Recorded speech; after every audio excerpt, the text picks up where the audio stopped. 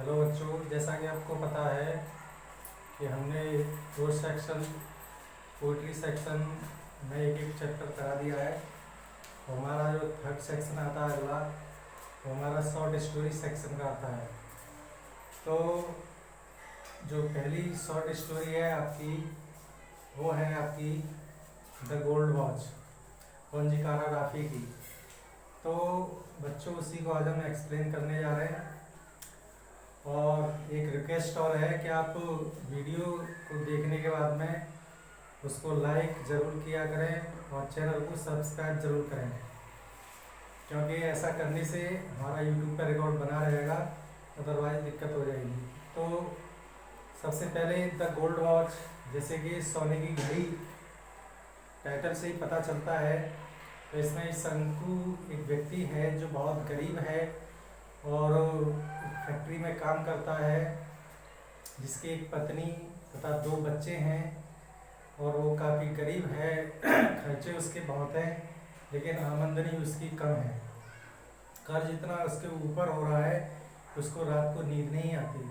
तो हमने इस शॉर्ट स्टोरी को 3 सेक्शन में बांटा है, नाइट, मॉर्निंग और डे। तो सबसे पहले हम इधर से सेक्शन का शुरू करेंगे। तो सबसे पहले जब शंकु रात को सोता है, नाइट थॉट्स को ले रहे हैं हम, यानी जब शंकु रात को सोता है तो उसको नींद नहीं आती है, क्योंकि बहुत सारे लोगों का कर्ज है उस पर, और बहुत तो उस कर्ज की वजह से उसको नींद नहीं आती है। वो करवटें बदलता है, सोने की कोशिश करता है, लेकिन फिर भी उसको नींद नहीं आती है। वो उस अंधेरे में आंखें बंद करता है, लेकिन उस बंद आँख करने के बाद भी उसको जो पैसे मांगने वाले कर्जदार हैं, जिनसे उसने कर्ज ले रखा, वो लोग उसको स्पष्ट सुनाई देते हैं, दिखाई देते हैं। तो हम शुरू करेंगे कि जब शंकु रात को किस तरह से विचार करता है, उस पर क्या खर्च है, क्या देना है, तो उसको हमने एक लिस्ट के माध्यम से समझाने की कोशिश की है, जिसको हम समझने का प्रयास करते हैं। सबसे पहले तो बच्चे हम बात करते हैं कि जो अगला दिन है वो महीने का तीसरा दिन है और अब उसको सैलरी मिलने वाली है। तो जो सैलरी है उसकी, वो 13 रुपये मिलेगी उसको 13 दिन के लिए। ये उसकी सैलरी होगी। उसके बाद में उस पर खर्चा कितना है, उस पर बकाया कितना, कर्ज कितना है, कितने लोगों को कितना पैसा देना है, ये हमने लिस्ट बनाई है। तो सबसे पहले जो स्टोर है, जो परचून वगैरह की दुकान वाला है, उसको उसे 4.5 रुपये देने हैं।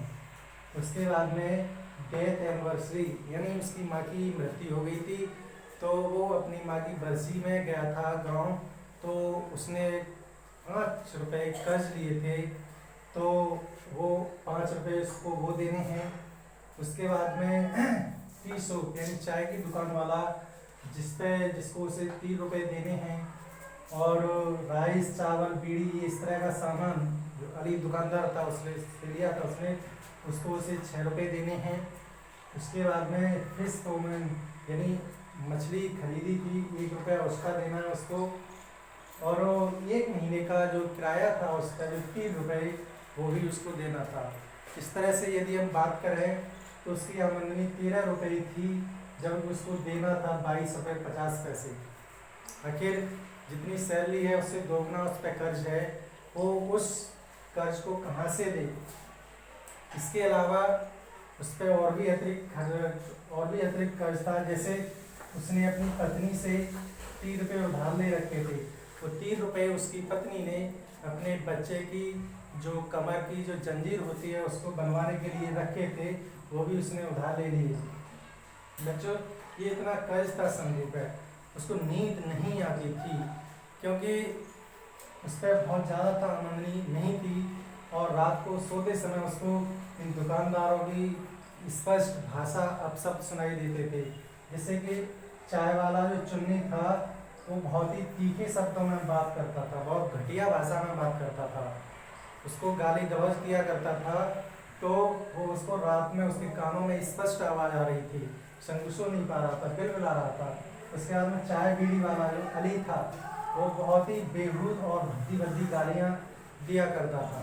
इस तरह से हमने देखा कि पूरी रात जो है शंकु की वो कर्ज के कैलकुलेशन में निकली, और जो जिनसे भी उसने कर्ज ले रखा था उनके शब्द अपशब्द उसके कानों में सारी रात गूंजते रहे। और पता नहीं कब उसको नींद आ गई और वो सो गया। अब बच्चों मॉर्निंग फेज में आते हैं, तो सुबह जब शंकु सोता है तो उसकी पत्नी आती है और उसके कंधे को हिला करके उसे जगाती है और उसे कहती है कि आज काम पे नहीं जाना है। सुबह बहुत अच्छी है, यहाँ राइटर ने बड़े अच्छे से सुबह की मॉर्निंग का नज़ारा पेश किया है। तो उसके बाद में शंकु हाथ पैर धोता है, कपड़े पहनता है और फैक्ट्री जाने की तैयारी करता है। जैसे वो घर से निकलने लगता है बच्चों, प्रॉब्लम्स उसके सामने अब दिन में शुरू होती है। सबसे पहली प्रॉब्लम तो ये आती है कि जैसे ही वो घर से जाने लगता है तो उसकी पत्नी उससे कहती है कि एक मरहम लेके आना है, बच्चे के लिए मरहम लाना है क्योंकि उसके बहुत सारे फुंसियाँ निकली हुई हैं, ठीक है ना। तो शंकु उससे कहता है कि फुंसियाँ, वो मरहम जो है कितने पैसे का आएगा, तो वो बता दिया लगभग 13 रुपये का वो मरहम आएगा। और जब फुंसियों के बारे में वो अनभिज्ञता जताता है शंकु, तो उसकी पत्नी ऐसे घूरती है उसको, ऐसे घूरती है जैसे, और वो बोलती है क्या इसका मतलब ये हुआ कि तुम्हें बच्चे की फुंसियों के बारे में बिल्कुल पता ही नहीं है। और वो बच्चे की फुंसियाँ शंकु को ऐसे लगती हैं तो वहाँ क्या फाड़ फाड़ करके शंकु को घूर रही हैं। उसके बाद में थोड़ी देर बाद जब शंकु चलने लगता है तो उसकी पत्नी एक और डिमांड रखती है और वो कहती है कि तो केले लेके आने हैं क्योंकि जो बच्चा है वो रात को सोता नहीं है और मेरे पास उसे पिलाने के लिए दूध नहीं है।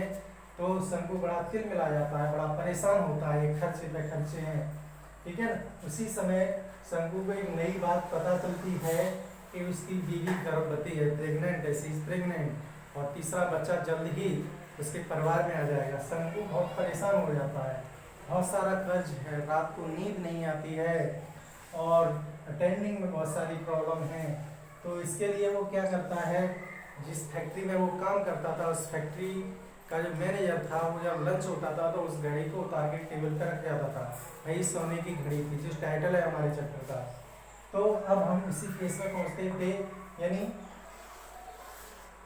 दिन के 1 बजते हैं और लंच हो जाता है, और लंच होने के बाद में सभी फैक्ट्री कर्मचारी सभी लंच करने चले जाते हैं और उस कंपनी का मैनेजर अपनी उस सोने की घड़ी को टेबल पर रख के वो भी चला जाता है, जो लगभग 4 बजे करीब वापस आएगा। बच्चों, शंकु देखता है कि अभी भी उसका जो ऑफिस है उसकी खिड़की थोड़ी सी खुली हुई है। वो वहाँ जाता है और चारों ओर देखता है कि कोई उसे देख तो नहीं रहा है। वो बहुत सारी कैलकुलेशन करने के बाद में वो जाता है और उस घड़ी को उठा करके अपने पैंट की जेब में रख लेता है। बच्चों, जिसे ही उस घड़ी को पेंट में रख लेता है, ये होता है मनुष्य के साथ होता है कि साइकोलॉजिकल प्रभाव पड़ता है मनुष्य पर। कुछ है नहीं लेकिन फिर भी उसको बहुत कुछ दिखाई देने लगता है। तभी वो देखता है कि पूर्वी बरामदे में एक व्यक्ति को जाते हुए देखता है, ठीक है ना।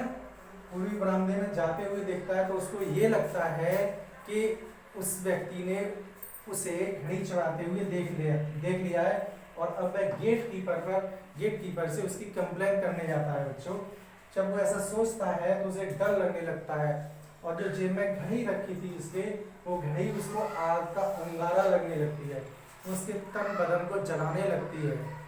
उसकी खून की बूंदों में गर्मी, आग की गर्मी सी महसूस होने लगती है उसको, ठीक है ना। तो वो बहुत डरता है और उसके बाद में क्या करता है वो, तभी वो खड़ा होकर विचार करता है, उसे डरने लगता है कि लोगों ने देख लिया। तभी उसका एक साथी था माधव, वो उसके कंधे पर हाथ रख के कहता है, और कैसे खड़े हो, क्या चलोगे नहीं। तो उसे एकदम ये क्लियर होने लगता है कि सब लोगों ने उसे देख लिया है और वो जल्दी ही उसकी शिकायत करेंगे। और फिर ये सब सोचने के बाद में वो कल्पना करने लगता है कि उस फैक्ट्री में 800 मजदूर हैं, यदि उसको देख लिया, कंप्लेन कर दी गई तो पुलिस आएगी, उसको अरेस्ट करेगी और ये 800 लोग पता नहीं उसके बारे में क्या सोचेंगे, उसको बुरा भला कहेंगे, चोर कहेंगे। इस तरह से बच्चों कुल मिलाकर के वो बहुत बुरी तरह से डर जाता है और डरने के बाद में उस घड़ी को वहीं वापस रख देता है। यहीं हमारी कहानी का अंत होता है बच्चों। आई होप दैट कि आपको ये शॉर्ट स्टोरी समझ में आ गई होगी और और जब भी क्लास रीओपन होंगी आपको और दोबारा पढ़ाई जाएंगी। और बच्चों एक बात फिर से मैं विशेष तरीके से कहना चाहूँगा कि आप मेरे चैनल को सब्सक्राइब जरूर करें। मेरे चैनल का नाम है English creative channel. English creative channel. Video को लाइक करिए, शेयर करिए, सब्सक्राइब करिए और बेल आइकन को दबाइए। थैंक यू बच्चों।